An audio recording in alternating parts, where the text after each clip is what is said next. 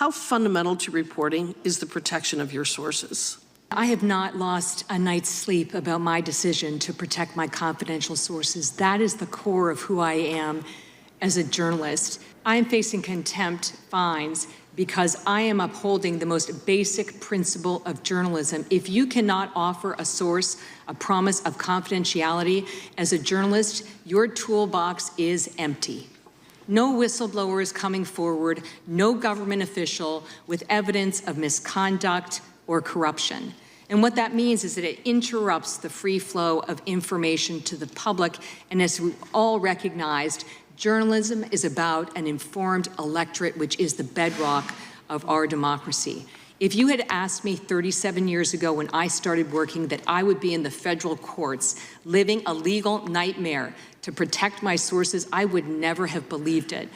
I told you a story about my son. I'd like to finish it.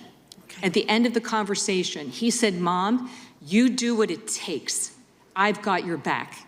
And I thought, if a teenager understands how sacred this pledge is for every journalist, certainly Congress can pass the Press Act. One of our children recently asked me if I would go to jail, if we would lose our house, and if we would lose our family savings to protect my reporting sources. I wanted to answer that in this United States, where we say we value democracy and the role of a vibrant and free press, that it was impossible, but I could not offer that assurance.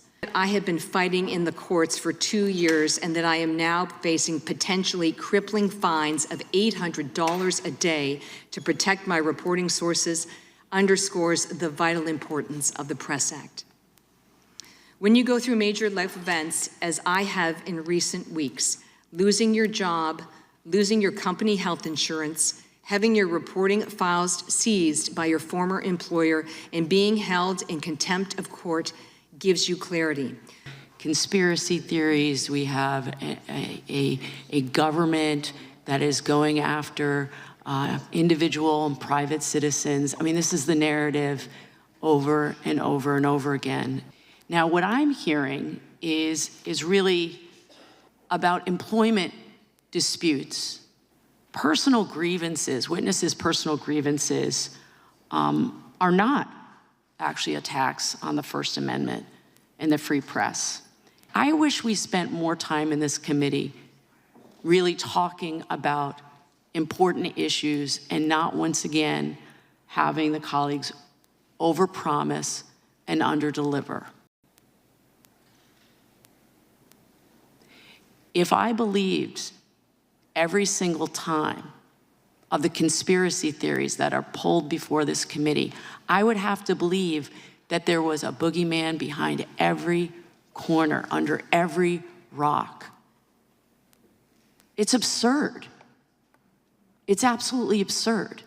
Multiple sources said they were concerned that by working with me to expose government corruption and misconduct, they would be identified and exposed. The litigation and being held in contempt have taken a toll on me and my career. Not many journalists could count on a former employer, in this case Fox News, to support a costly and vigorous defense of the First Amendment.